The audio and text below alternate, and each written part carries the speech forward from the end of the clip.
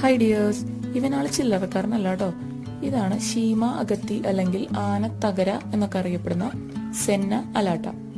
ഇത് ഫംഗസ് മൂലമുണ്ടാകുന്ന ത്വക്ക് രോഗങ്ങൾക്കും അതുപോലെ തന്നെ നമ്മുടെ വയറൊക്കെ ക്ലീൻ ചെയ്യാനായിട്ടുള്ള ഒരു ഔഷധ സസ്യമായിട്ട് ഇതിന്റെ ഇല ഉപയോഗിക്കുന്നുണ്ട് കേട്ടോ. ഇത് നമ്മുടെ നാട്ടിലിപ്പോൾ വളരെ അപൂർവമായിട്ടാണ് കാണുന്നുള്ളൂ. അപ്പൊ ഇവനെ എവിടെയെങ്കിലുമൊക്കെ വെച്ച് കണ്ടാലൊന്ന് ശ്രദ്ധിച്ചേക്കണേ.